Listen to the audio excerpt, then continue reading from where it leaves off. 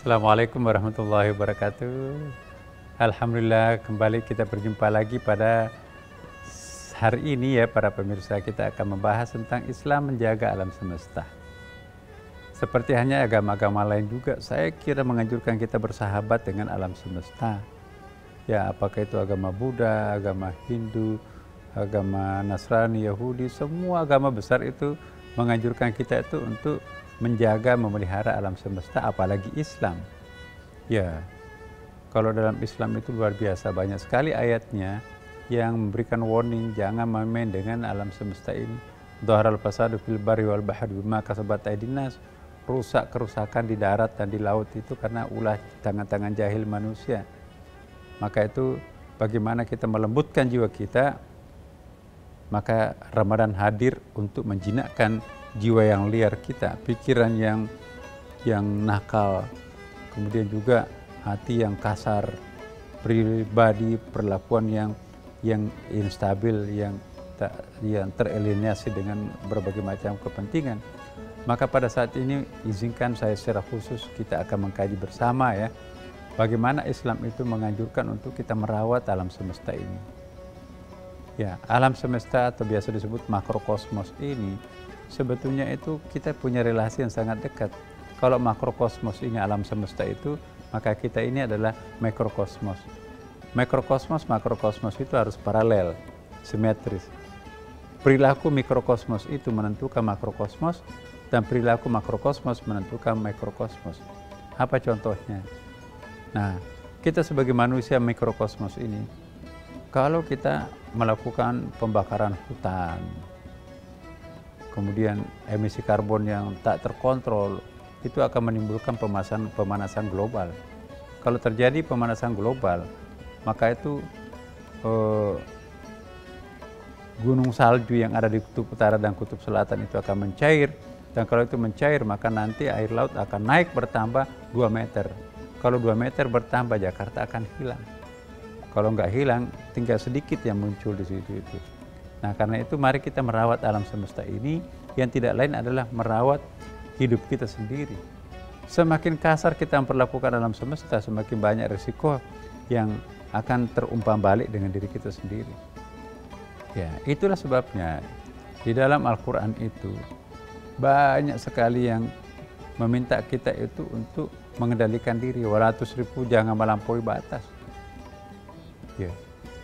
Contoh orang tidak menghargai Al-Quran, melampaui batas dalam melakukan tindakan, ya daripada menebang satu pohon demi satu pohon, itu ongkosnya mahal, udahlah siram bensin dari helikopter, kemudian bakar, maka dalam tempo yang sangat singkat, 6 jam saja, maka itu semuanya ribuan hektar itu akan rata dengan tanah. Jadi semprotnya bukan pakai apa, helikopter dipakai untuk menyiram hutan belantara itu, untuk menanam sawit. Rusak alam, dia mengenang sendiri kan. Bukan saja alamnya yang rusak, pohon-pohonnya ditebang, yang terbakar. Berapa ribu binatang-binatang yang bersarang di pohon-pohon rindang itu. Jadi kalau kita pulang kampung, lihat itu pohon gede banget itu, kalau dipotong itu berapa meter kubik itu harga dolarnya berapa kalau diekspor ke Amerika. Tanpa sedikit pun pernah terbetik dalam hatinya berapa juta serangga semut yang ikut beranak pinak di situ sekian lama. Berapa ratus ekor burung-burung yang sedang beranak pinak di atas tidak terusik. Nah, tiba-tiba kita tebang, habislah sudah. Kita melihat ada hamparan. Hamparan itu rawa-rawa.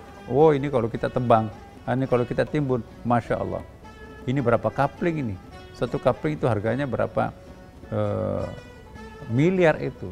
Akhirnya habislah rawa-rawa itu. Bukan rawa-rawanya yang habis tertimbun, tetapi binatang-binatang, ikan-ikan kecil yang hidup beranak pinak di rawa-rawa itu hilang juga. Nah, saya mohon kepada kita semuanya, apapun kebijakan kita sebagai manusia, perhitungkan juga makhluk-makhluk kecil Tuhan yang juga hidup bersenang-senang dengan alam semesta ini. Alam semesta ini bukan cuma manusia doang. Serangga juga punya hak untuk hidup di alam semesta ini. Burung-burung juga punya hak untuk hidup. Binatang-binatang besar pun juga seperti harimau, kuda dan sebagainya, itu juga punya hak untuk mencicipi indahnya hidup di alam terbuka yang terpelihara ini. Nah kalau ini kita semuanya bakar, ya kita semuanya timbun, Masya Allah, ya mereka juga akan kesulitan, frustrasi. Ya, bagaimana jangka panjang kehidupan kita seperti itu? Nah, para pemirsa, Islam datang untuk melenyapkan kerakusan kita terhadap alam semesta ini. Maka itu perlu dikaji apa yang disampaikan oleh para malaikat ketika ia mempertanyakan kebijakan Tuhan. Wa idh qala rabbuka lil malaikati inni ja'ilun fil ardi khalifah qalu atajalu fiha wa yasfiku dima wa nahnu nusabbihu bihamdik wa nuqaddisu lak. Ya, qala inni a'lamu ma la ta'lamun. Ingatlah ketika malaikat mempertanyakan kebijakan Tuhan, kenapa engkau akan menciptakan manusia? Bukankah manusia nanti itu akan merusak lingkungan dan menyebabkan pertumpahan darah? Dan sementara bukankah kami yang selama ini sangat aktif untuk beribadah, memuji dirimu? Nah, Tuhan seperti tersinggung. Kenapa? Karena dia mengatakan, aku ahli ibadah. Sekalipun kita ahli ibadah jangan diungkap, Allah Maha tahu kok. Jadi seolah-olah beribadah karena ada maunya kepada Allah. Maka itu jangan beribadah karena ada maunya. Itu kayak pedagang tuh. Saya sudah bayar, barangnya mana? Saya sudah salat, surganya mana? Kok lain? Aku sudah salat duha, tapi musibah jawabannya. Bukannya rahmat. Itu teknik pedagang. Allah itu tidak seperti itu. Kita melakukan kebajikan dikasih musibah. Jangan dianggap musibah itu jelek. Musibah itu boleh jadi baik. Seperti pembahasan-pembahasan kita yang terdahulu kan. Boleh jadi menurut kita itu musibah itu jelek, tapi itu ternyata berfungsi sebagai pencuci dosa masa lampau. Seandainya nggak ada musibah, maka kita akan ratusan tahun dicemplungkan di dalam neraka. Nanti dengan adanya musibah ini, kita lewat neraka di atasnya. Kenapa? Dosa-dosa kita sudah dibakar oleh penyakit yang Allah kirimkan terhadap kita. Ya, satu pohon kita tebang, itu nanti akibatnya apa? Itu banyak itu. Satu pohon kita tanam juga akibatnya akan banyak. Maka itu Nabi bersabda, seandainya dunia ini besok pasti kiamat, tetaplah menanam pohon. Masya Allah. Untuk apa? Begitu pentingnya menanam pohon itu. Pohon-pohon itu kan paru-paru dunia kan. Jadi kalau nggak ada pohon-pohon lagi, maka akan terjadi kerusakan oksigen. Nah, maka itu kita bersyukur Kalimantan paru-paru dunia, Sulawesi paru-paru dunia, dulu juga Jawa paru-paru dunia, tapi sekarang nggak lagi kan. Nah, Papua paru-paru dunia. Mari kita merawat paru-paru dunia ini. Maka itu ikanan yang akan dibentuk itu ibu kota negara yang akan dibentuk oleh Presiden Jokowi kemarin itu. Yang dilakukan itu bukan langsung menggarap hamparan itu, tapi menanam sampai jutaan bibit dulu.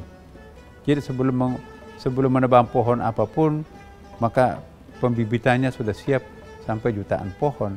Dengan demikian nanti ibu kota nanti yang paling cantik itu adalah insya Allah ibu kota negara Republik Indonesia. Masya Allah, betapa indah agama Islam ini yang memberikan tuntunan untuk menghargai alam semesta. Betapa indahnya lingkungan space kehidupan kita ini seandainya kita tidak pernah melanggar agama. Jangan membakar hutan. Ya, ingat pesan Nabi ketika akan terjadi, ketika prajuritnya akan pergi berperang. Wahai para prajuritku, saya nasihatkan dengan 4 hal, kata Nabi. Pertama, jangan mengganggu perempuan. Jangan mengganggu anak-anak kecil. Jangan mengganggu juga orang tua yang sudah ajus-ajusan. Yang ketiga, jangan merusak rumah ibadahnya orang lain. Dan yang keempat, ini yang sangat penting untuk kita. Jangan mematahkan ranting pohon, apalagi membakar pohon-pohon tanamannya orang lain. Wahai para prajurit, lakukan hal ini. Siap. Jadi prajurit datang itu tidak pernah mematahkan ranting pohon, nggak ada pembakaran. Kenapa? Karena Nabi itu kan wanti-wanti. Kalian pergi ke daerah musuh, jangan mematahkan ranting pohon, jangan mencabut tanaman orang, jangan membakar hutan belantaranya orang. Bahkan sebaliknya, lestarikan. Enak kan?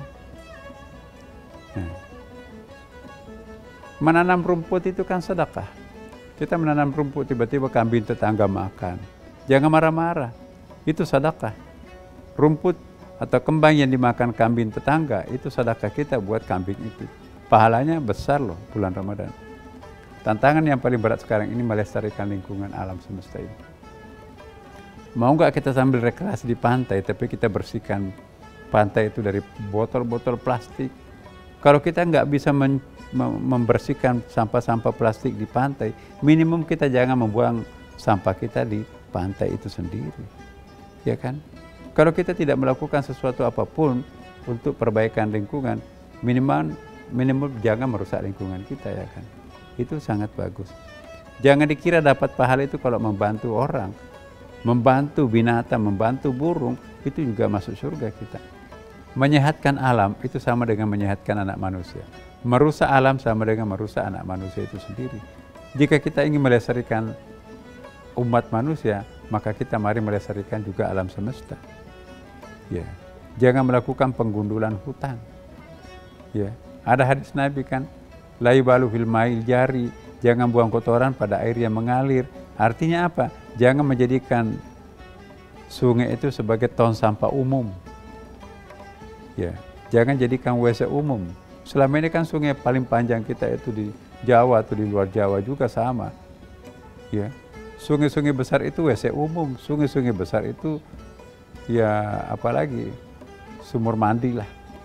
Jadi kadang-kadang mandi kita begitu bangun kita ada kotoran manusia di atas kepala kita sendiri. Jadi ya benar apa yang dikatakan Nabi, jangan membuang sampah kotoran di air yang tergenang juga. La yubalu fil ma'ir rakid. Nah, kalau kita mengindahkan semua ayat-ayat dan hadis tentang betapa perlunya melestarikan lingkungan, maka insya Allah kita akan mencapai tujuan kita, bahagia di dunia dan di akhirat kelak. Nah, jadi Bapak Ibu, mari benar-benar kita sadar bahwa menghargai lingkungan hidup ini adalah sama menghargai dengan diri sendiri. Merusak mereka sama dengan merusak diri kita. Bukankah alam semesta itu adalah makrokosmos, sementara kita mikrokosmosnya? Apa itu mikrokosmos? Miniatur alam semesta. Kumpulan-kumpulan unsur-unsur substansi alam semesta bersimpul pada diri manusia. Ya, manusia itu punya air kan, ada benda cairnya. Manusia itu juga punya benda gas, ada. Kemudian juga manusia itu punya benda padatnya, ada. Jadi unsur-unsur alam semesta tersimpul pada diri sendiri. Karena itu para pemirsa, mari benar-benar kita menghargai apa yang pernah dirintis oleh Rasulullah, sangat menghargai lingkungan. Mari kita ungkapkan kerinduan kita kepada junjungan kita dengan senantiasa berselawat terhadapnya. Ikut selawat kita. Salatullah, salamullah, ala taha rasulillah. Salatullah, salamullah, ala yasin habibillah. Salatullah, salamullah, ala taha rasulillah. Salatullah, salamullah, ala yasin habibillah. Demikian para pemirsa, ya, selamat menjalankan bulan suci Ramadan. Ya, semoga kita keluar dalam keadaan bersih putih dari segala macam dosa. Wassalamualaikum warahmatullahi wabarakatuh.